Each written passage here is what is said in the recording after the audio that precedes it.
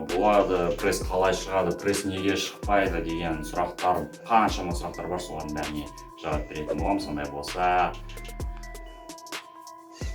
видео бастаймыз. Сонымен ең біріншісі ол генетика. Генетика негізінен сіздің прессіңіздің әдемі болуы, объемды болуы және де әдемі болып көріну. Бір сөзбен айтқанда, мысалы, пресс былай болады. Кейбіреулерінде плос, кейбіреулерінде осылай кәдімгідей анық көрініп тұрады. Осының бәрі генетикаға байланысты. Қазақтарда мынандай сөз бар: жігіттің жақсысы ол нағашыдан деген. Осыдан-ақ бәрін түсінуге болады. Ондай болса, келесі екіншіге кетті. Келесі біздің екінші ол тыныс алу. Тыныс алу негізінен пресстің шығуына өте үлкен әсерін тигізеді деп айтсақ та болады. Егер сіз қараңыз, тыныс алу кезінде, мысалы, ауаны жұтып алып пресс жасайтын болсаңыз, онда сіздің прессіңіз шықпайды. Өйткені ауа сіздің прессіңізді барынша қатаюына кедергі жасайды. Ал егер бұл жағдайды ретке келтіру, яғни дұрыстау үшін сіз былай жасауыңыз қажет. Жаттығуды жасау кезінде бірінші барынша ауаны шығарып, прессіңізді қатайтып, мұрынмен өкпе арқылы ғана дем алып отырып, тыныс алып отырып жасауыңыз қажет. Сіздерге түсінікті болды деп ойлаймын. Ондай болса, келесі үшіншісіне кеттік. Сонымен келесі пресс бізде негізінен үлкен бұлшықеттердің қатарына кіреді, себебі ол да кружок сияқты. Бір күн немесе 2 күн демалуды қажет етеді. Мысалы, қараңыз, бір күн жасап, бір күн демалып жасайтын болсаңыз, онда сіздің прессіңіз толыққанды демалып, келесі күні қайтадан жаттығуға дайын болып тұрады. Сізбен айтқанда, күн ара демалып пресс жасаңыз. Келесі. Сонымен достар, келесі төртінші, сіздер көрген шығарсыздар, көптеген менің прессім шықпайды, менің жолым болмаған дейтін балаларды, олардың барлығы жай құр бос әңгіме.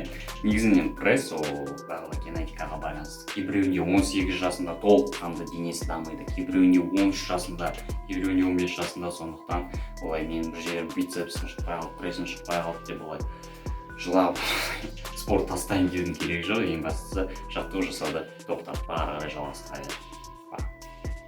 Бауырым, сонымен келесі бесінші ол бізде техника. Техникасыз жасамайтын болсаңыз, сонда сіздің прессіңіз мүлдем шықпайды.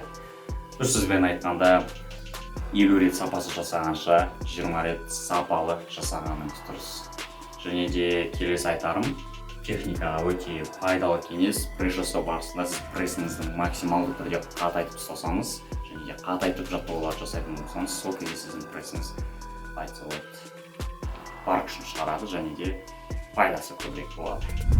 Бауырым, сонымен келесі бізде алтыншысы, егер сен дәл осылай денеңді шығарғың келсе, онда описанияны оқы. Бауырым, сонымен келесі жетінші, бұл ең пайдалысы және де ең керекті ақпарат. Барлығымыз ойлаған болатынбыз, осы уақытта пресс 2-ге бөлінеді, үстіңгі және астыңғы деп. Бірақ бұл миф болып шықты, бұның бәрі жай ғана өтірік нәрсе. Пресс, оказывается, толыққанды бір бұлшық ет екен. Қалай, мына жерден бастап, мына жерге дейін пресс толыққанды бір бұлшық ет. Сонымен, егер сіз сонымен тағы да бір нәрсе айта кетейін, аяқпен жасалатын жаттығулардың прессте қатты пайдасы болады деп айта алмаймын. Егер сіз аяқпен жасалатын жаттығуды дұрыс жасамасаңыз, техникасын бәрін дұрыс жасап, прессіңіздің қимылдауына көңіл бөліп жасамайтын болсаңыз, онда ол жаттығулардың пайдасы жоқ. Сонымен, осымен бүкіл кеңестердің бәрі аяқталды. Бүкілін айттым сіздерге, ең керек нәрселер пресс шығару үшін. Енді не дейміз, достар, осымен видеомыз аяқталды. Түсінікті тоқтатпаймыз, ең бастысы ары қарай прессімізді шығарамыз, жаттығу жасаймыз. Және де келесі видеода ұмытпаңыздар, келесі осы бүгін, сосын келесі күн бізде пресске арналған өте керемет жаттығу шығатын болады. Осы видео арқылы барынша ақпараттың бәрін өзіңіз миыңызға құйып түсініп алыңыз. Содан кейін келесі жаттығуға қорықпай бәрін білесіз, көше берсеңіз болады. Ондай болса, осымен видеомыз аяқталды. Каналға тіркеліп, лайк басып, комментарий жазып кетуді ұмытпаңыздар. Сіздерден сұрайтынымыз, сосын колокольчик дейтін нәрсе бар, соны басыңыздар, себебі соны баспасаңыз, сіз біздің каналымыздан шыққан өте қызықты видеоларды, пайдалы ең бастысы видеоларды көре алмай қаласыз.